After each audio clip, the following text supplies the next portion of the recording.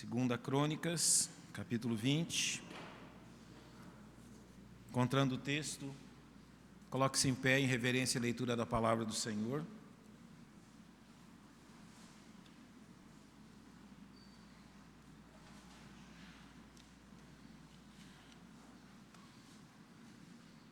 Eu li o texto no início do culto, e por isso eu vou ler apenas dos versos 6 a 9 do capítulo 20, Segunda Crônicas, capítulo 20, 6 a 9. E disse: Ah, Senhor Deus de nossos pais, porventura não és tu Deus nos céus? Não és tu que dominas sobre todos os reinos das nações? Na tua mão há força e potência, não há quem te possa resistir. Porventura, ó nosso Deus, não lançaste fora os moradores desta terra de diante do teu povo Israel, e não a deste para sempre a descendência de Abraão, teu amigo? Habitaram nela e edificaram-te nela um santuário ao teu nome, dizendo: se algum mal nos sobrevier, espada, juízo, peste ou fome, nós os apresentaremos diante desta casa e diante de ti, pois teu nome está nesta casa, e clamaremos a ti na nossa angústia, e tu nos ouvirás e livrarás. Nosso Pai, reconhecemos quão grande é o teu poder, reconhecemos que nada há impossível ao Senhor, reconhecemos que toda a história da nossa raça está nas tuas mãos, e que nem homem, nem anjo, nem ao menos Satanás pode mudar aquilo que tu tens determinado. Descansamos nesta verdade e rogamos que o teu Espírito Santo use desta verdade a falar-nos ao coração nesta noite, a fim de que a nossa confiança no Senhor seja fortalecida e, se há algum temor em nossa alma, ele seja desfeito. É o que nós rogamos ao Senhor, pois oramos em nome do nosso tão grande Salvador, o Senhor Jesus Cristo. Amém. Podem se assentar, irmãos. Eu creio que você passa pela mesma circunstância que eu, não é? Hoje, já adulto, eu fico me lembrando de cada coisa que eu tinha medo na infância, mas cada coisa, desde comer semente de melancia, porque a minha mãe dizia que se comer semente de melancia, ia nascer um pé de melancia na barriga. Para que mãe faz isso? Não é? Eu acho que o homem do saco é universal. Tem nos Estados Unidos, Cris? Tem não? Aqui no Brasil tem, acredite. E quando a gente está na infância, e é interessante, não é? O pai e a mãe da gente faz a gente ter medo do homem do saco para não sair na rua. A gente morre de medo desse negócio. E quando a gente tem filho, a gente faz o quê? Passa adiante a lenda. Olha, cuidado com o homem do saco. Eu tenho um amigo, pastor, trabalhou no interior do Nordeste, no sertão do Nordeste, uma família muito católica. E ele contou para mim uma vez que na infância dele ele morria de medo de uma coisa, que a família reunia para rezar o Pai Nosso, não é? E no final do Pai Nosso ele lembra que falava assim: e guardai-nos do mal amém. Quem era o mal amém? Ele morria de medo do mal amém. Será que um dia esse mal amém vai aparecer aqui em casa? Daí a gente olha hoje na vida adulta, a gente lembra de quanta coisinha boba que a gente tinha medo, não é? Mas o medo nos acompanha. De certas coisas na infância, na juventude, a gente quando é criança morre de medo de ficar sem o pai e a mãe. Eu não podia ficar sem ver o meu pai e minha mãe. Se eles saíssem para algum lugar que eu não estava vendo eles, o desespero já batia. Mas quando a gente vai crescendo, outros temores vão se achegando no nosso coração. Sabe, eu acho que você que é pai também sabe disso. Quando a gente tem filho, a gente tem um medo de perder, não é? A gente tem pavor quando eles vão crescendo, você tem um medo de perder, e você fica ali fazendo de tudo, não é? Todos os seus esforços e aquilo que você acha precisa, eu não quero perdê-los. E daí você, quando cresce um pouquinho mais, você entende que nem são seus para perdê-los. É o nosso Deus que nos deu, e é o nosso Deus que cuida, é o nosso Deus que os protege. E o medo vai passando conforme nós vamos crescendo, nós vamos aprendendo quem é Deus. Então nós vamos entendendo o que Deus faz por nós, o que Deus tem realizado em prol da nossa vida. E é o crescimento no conhecimento de Deus que vence o temor no nosso coração. Realmente há só uma coisa que vence o temor, é o amor. Apenas uma coisa maior do que o medo, o amor de Deus. E quando nós vamos entendendo o quanto Deus nos ama, nós vamos então vencendo os temores e vencendo tudo isso que há na nossa vida. Aqui no capítulo 19 e 20 de 2 Crônicas, nós temos uma história, uma narrativa que fala do rei Josafá, rei de Israel, um rei muito bom em Israel. E, por exemplo, no capítulo 18 e 19, se você pode depois ler em casa, ele vai se juntar ao rei ele é o rei de Judá, não é? Ele vai se juntar ao rei de Israel numa batalha, o rei de Israel vai morrer. Depois, no capítulo 19, o profeta vai ali demonstrar para ele que ele não devia ter feito isso. Ele realmente tem uma melhora no seu reino. E daí, quando você entra no verso 20, algo provocou muito medo, temor nele. Então, o capítulo 20 começa dizendo que sucedeu que depois disso, os filhos de Moabe, os filhos de Amon, com eles outros dos amonitas, vieram a peleja contra Jeosafá. Então vieram alguns que avisaram a Jeosafá dizendo: vem contra ti uma grande multidão da além do mar e da Síria, e eis que estão em Hazazon Tamar, que é em En-Gede. Então Jeosafá temeu.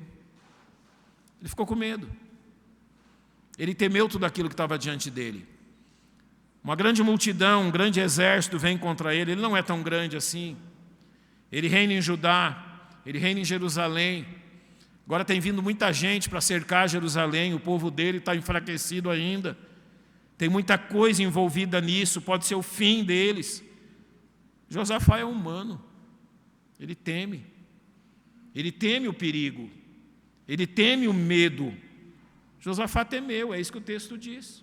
Assim como eu e você tememos diante de tantas coisas. Assim como nós temos medo, desde medos irracionais, como eu disse no início, até questões que nos ameaçam nos nossos dias.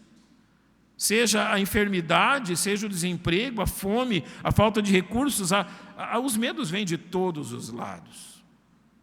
Nos últimos 2 anos enfrentamos um medo que eu creio que a maioria de nós nunca pensou em ter passado. Se você teve Covid, ficou enfermo, hospitalizado, você começa a perceber como a vida é frágil e como a gente realmente tão fragilmente se desfaz na nossa vida física. Eu sei que agora há uma guerra na Europa e na Ásia, há todas essas questões que ocorrem também em Israel. Você está vendo alguns países aqui ao nosso redor vivendo uma crise tremenda e parece que agora o nosso país também resolveu criar problema para si próprio nessa próxima eleição que vai ter, e os ânimos estão cada vez mais acirrados e a gente tem medo do que vai acontecer no futuro. Josafá temeu e nós também tememos. E aquilo que nós vemos na vida dele, nesse texto, eu creio que nos dá alguns princípios bíblicos preciosos para a gente poder entender tudo isso e entender qual deve ser a nossa atitude.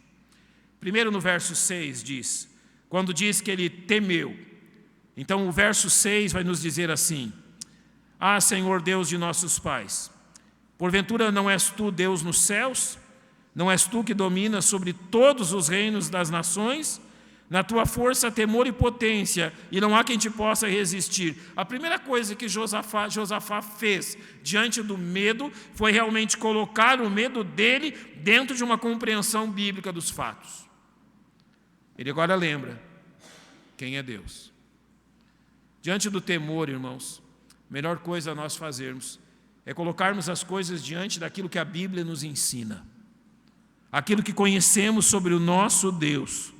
Então Josafá diz, porventura não és tu Deus nos céus? Sim, ele é o Deus dos céus, mas olha o que ele diz após: não és tu que dominas sobre todos os reinos das nações? Há 3 nações vindo contra mim, mas é o Senhor que determina tudo aquilo que acontece com elas, e é o Senhor que determina, porque na tua mão há força e potência, e não há quem te possa resistir. Lembre disso no momento que nós passamos no nosso país. Ninguém resiste à mão de Deus. Lembre muito bem disso diante de todas as ameaças que nós temos no nosso país. Ninguém resiste à mão do Deus Todo-Poderoso. Os homens não podem fazer o que querem, o que bem entendem, a um Deus todo-poderoso que limita as ações deles. Eles podem ter o poder político, podem ter o poder militar, podem ter o poder econômico, mas Deus tem o poder sobre eles. Eles não vão fazer o que bem entendem. É Deus que os determina. É Deus que os limita. Então, quando nós começamos a ter uma compreensão bíblica destes fatos, nós começamos a entender como Deus age neste mundo. Eu quero demonstrar algo a você a partir da história bíblica. Sempre que Deus lidou com a raça humana, Deus seguiu um padrão de conduta. Sempre que Deus lidou conosco como raça, Deus ele tem um padrão de conduta que Ele segue. Primeiro, quando Deus mexe com o homem, Ele sempre avisa com antecedência. Vamos usar o tempo do dilúvio como exemplo, Gênesis 6,17. Porque eis que eu trago um dilúvio de água sobre a terra, para desfazer toda a carne em que há espírito de vida debaixo dos céus. Tudo que há na terra expirará. Quando Deus enviou o dilúvio, qual foi o primeiro passo dele? Ele avisa. Ele avisa o que vai fazer. Ele não deixa o homem sem aviso. Ele não enviou algo sem que as pessoas soubessem o que estava acontecendo.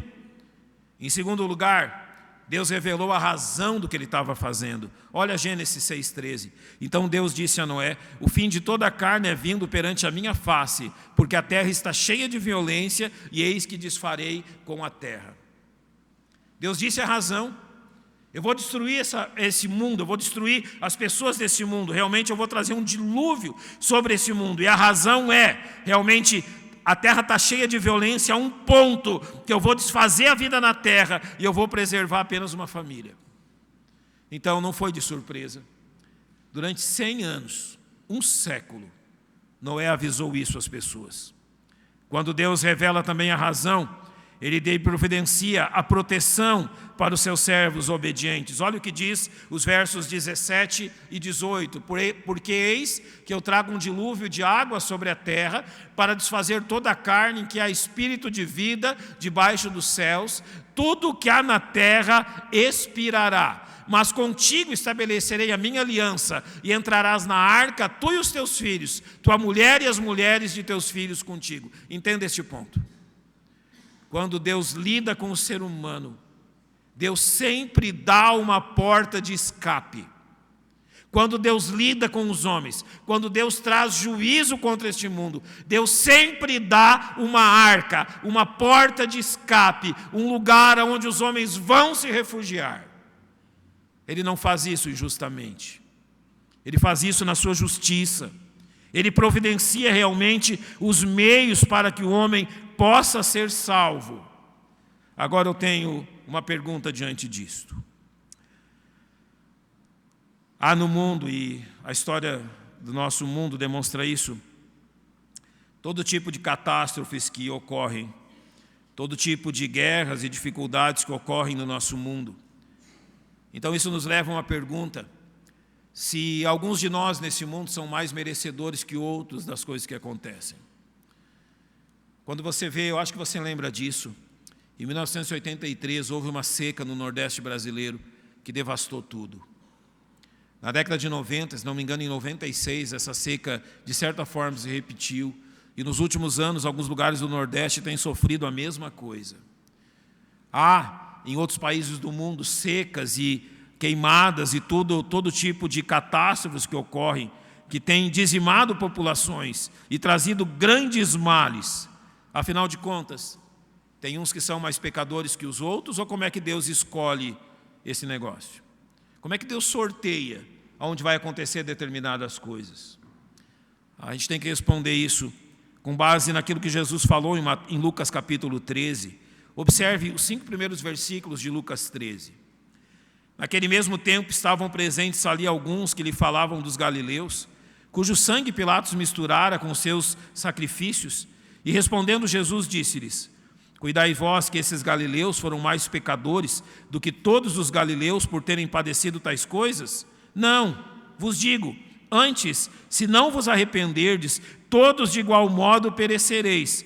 ou aqueles 18 sobre os quais caiu a torre de Siloé os matou, cuidais que foram mais culpados do que todos quantos homens habitam em Jerusalém? Não, vos digo, antes, se não vos arrependerdes, todos de igual modo perecereis. Então nós vamos começando a entender por que certas coisas ocorrem no mundo, por que certas catástrofes se dão neste mundo e por que certas circunstâncias são enfrentadas por algumas nações.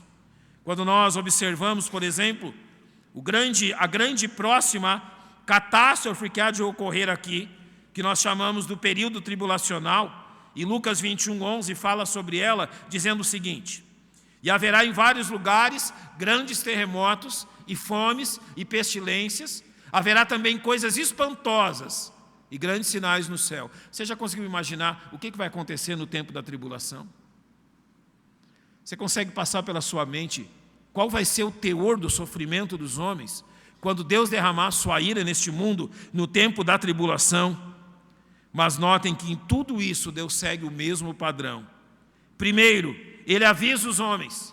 A Bíblia avisa muito bem os homens. Segundo, Ele revela o motivo, julgar os pecados dos homens. Terceiro, Ele dá um ponto de escape, Ele dá uma porta de libertação, a salvação em Jesus Cristo. O homem não precisa passar pela tribulação. Ele pode se achegar a Cristo e ser salvo. Então nós entendemos o que Deus pretende com todas as catástrofes e dificuldades que o ser humano enfrenta no mundo. Olhe para Atos 17:30. Mas Deus, não tendo em conta os tempos da ignorância, ordena agora a todos os homens em todo o tempo o quê? Que se arrependam. Você já percebeu como o temor tem a capacidade de quebrantar o coração de um homem? Conheci homens que foram incrédulos ao extremo na sua vida. Conheci homens que rejeitaram Deus de todas as formas que você imagina. Mas foi Deus tocar no corpo deles. Foi Deus trazer a enfermidade para a vida deles.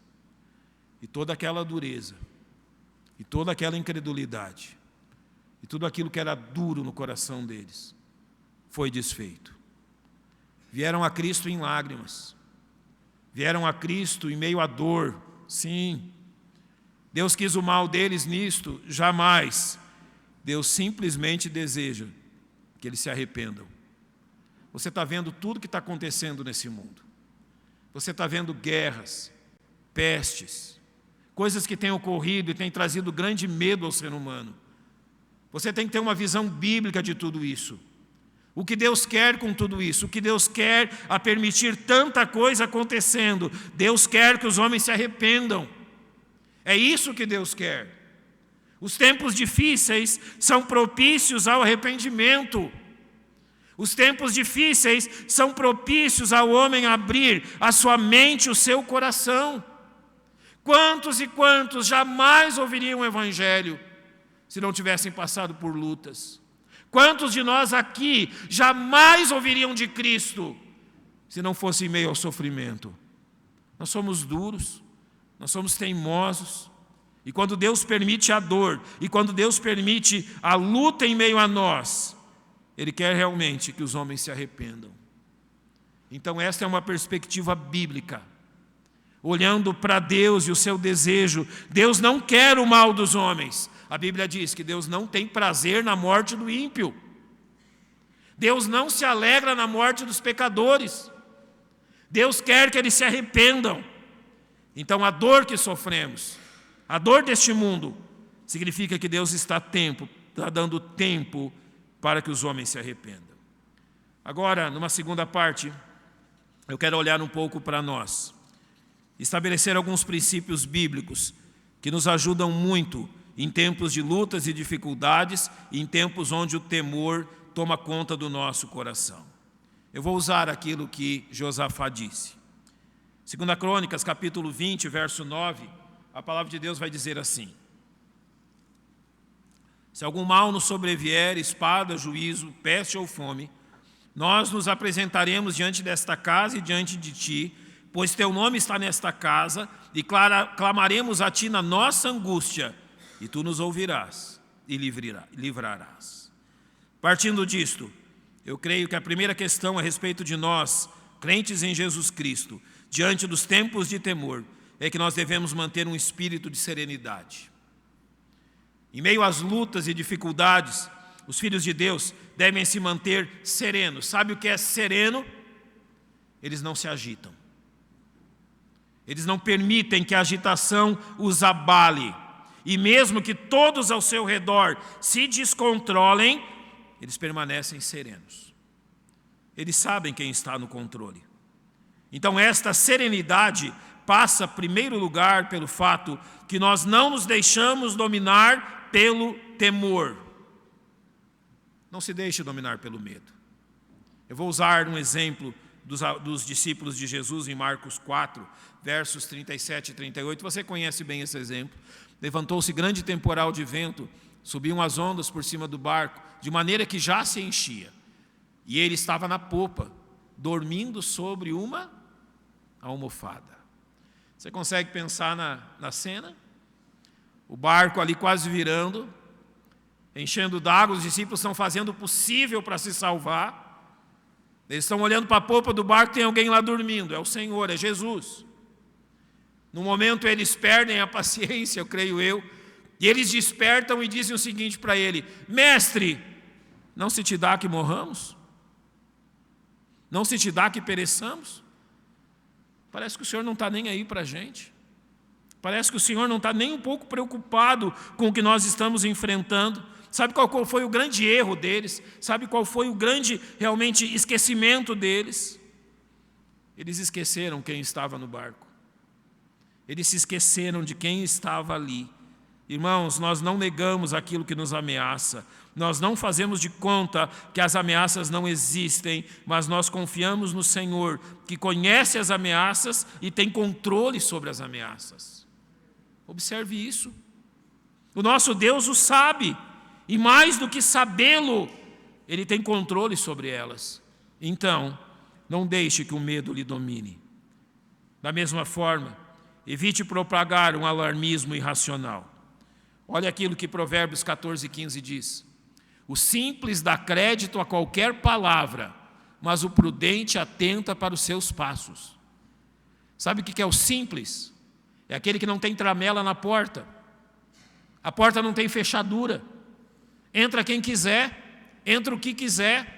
Quem bater na porta não precisa nem bater na porta, já vai entrando. Então todo tipo de pensamento vai entrando. O simples dá crédito a qualquer palavra que for falado, qualquer coisa que for dita. Mas o prudente, ele sabe por onde ele está caminhando. Então ele realmente evita um alarmismo irracional, porque ele reconhece o Deus que está à mão de tudo isso. Provérbios 28:1 diz: os ímpios fogem sem que haja ninguém a persegui-los, mas os justos são ousados como um leão. Os ímpios fogem sem que haja ninguém a persegui-los. Não parece a gente correndo do homem do saco? Não parece a gente correndo dos temores da infância? Eles fogem sem ninguém a persegui-los. Este é o resultado da irracionalidade dele. Mas olha agora o que os filhos de Deus fazem. Os justos são ousados como um leão. Sim, esse é o resultado daqueles que confiam no Senhor. Então, em primeiro lugar, diante de todos esses temores, seja sereno. Não se abale. Não permita que essas coisas lhe abalem. Os justos são ousados como um leão. Em segundo lugar, o verso 2 de 2 Crônicas 19 vai dizer que Jeú, filho de Hanani, o vidente, saiu ao encontro do rei Josafá e lhe disse: devias tu ajudar o ímpio e amar aqueles que odeiam ao Senhor? Por isso virá sobre ti grande ira da parte do Senhor. Josafá tinha se unido ao rei de Israel. Isso não agradou a Deus. E Deus envia Jeú para realmente reprovar a atitude de Josafá. E ele corrige aquilo. Ele corrige o que havia acontecido. Então nós aprendemos com ele que, acima de tudo, um filho de Deus é responsável. Quando Deus fala com ele, ele mostra realmente o perigo que há diante dele. Ele realmente se arrepende dos seus atos, se isso for necessário, e toma realmente uma atitude de confiança no Senhor. Eu gosto muito quando Lucas narra a tentação de Jesus. E quando ele narra então essa tentação dos versos 9 a 12 do capítulo 4, o final da tentação, Jesus diz a ele que não tentarás ao Senhor teu Deus. É isso que Josafá tinha feito. Mas então os filhos de Deus, agindo com responsabilidade, eles sabem até onde devem ir os seus passos. Irmãos, isso vale muito nesse tempo de disputa política no nosso país. Em meio a tudo que está acontecendo, vocês viram o que aconteceu na Argentina essa semana, não viram? Contemplaram lá, tinha que ser um brasileiro ainda, né? Eles já gostam da gente um monte.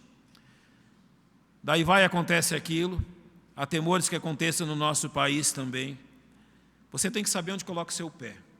Tenha muito cuidado. Seja prudente. Acima de tudo, seja prudente.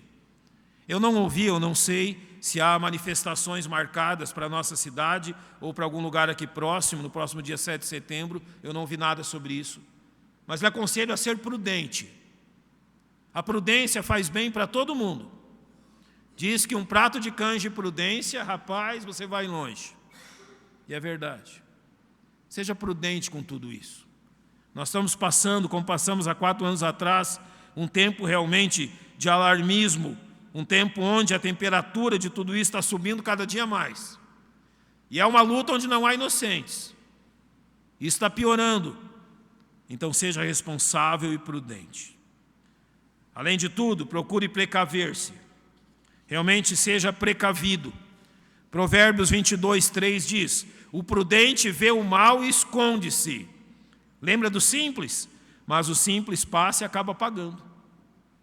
Olha o que a Bíblia está nos dizendo. O prudente vê o mal e faz o quê? Fecha a porta. O prudente vê o mal e não vai de encontro ao mal. Ele é prudente por isso.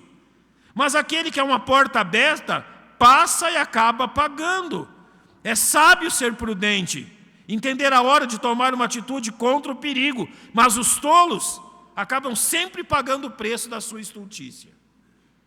Seja prudente, tenha prudência nas suas atitudes. E por fim, exercite sua fé no Senhor. 2 Crônicas, capítulo 20, verso 3, Josafá diz: então Josafá temeu. Sim, ele teve medo. Mas olha o que ele faz logo depois.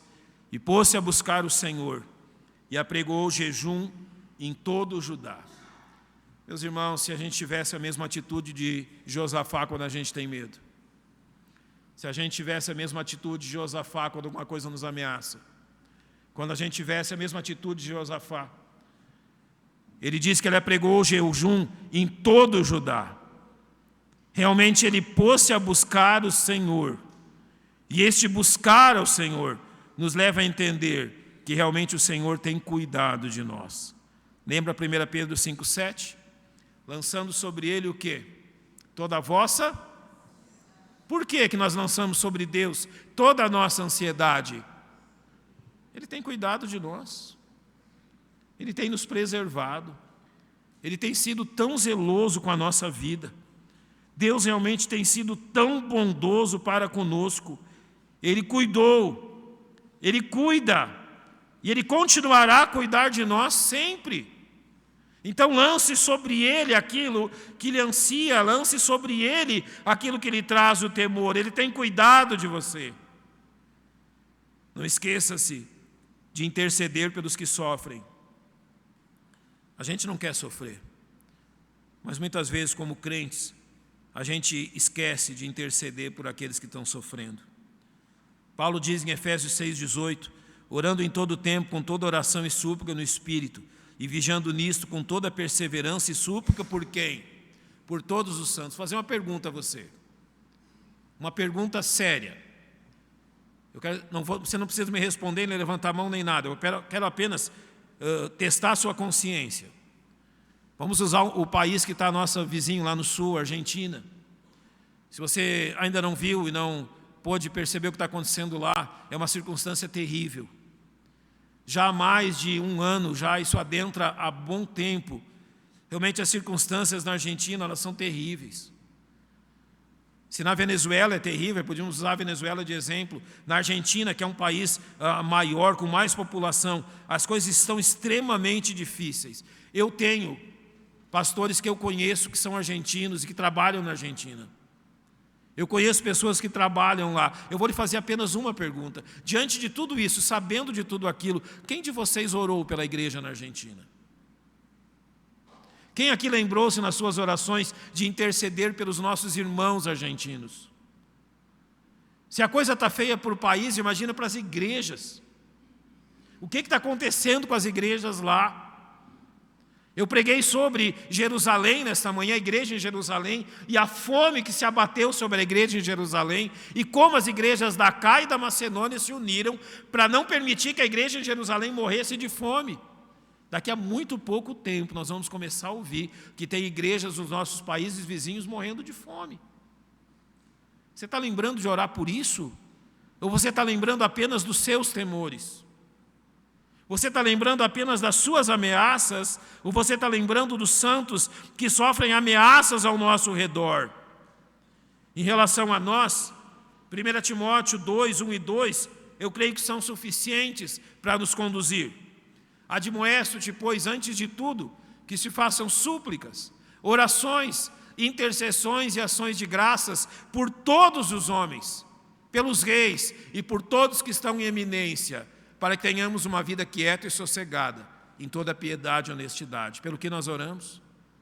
Nós oramos para que Deus abençoe o presidente, nós oramos para que Deus abençoe o governador do nosso estado, nós oramos para que Deus abençoe o prefeito da nossa cidade, os nossos vereadores, as autoridades da nossa cidade. Sim, oramos por eles, independente de quem sejam e do partido que representem, são autoridades, e a Bíblia está dizendo que nós devemos orar por eles. Para quê?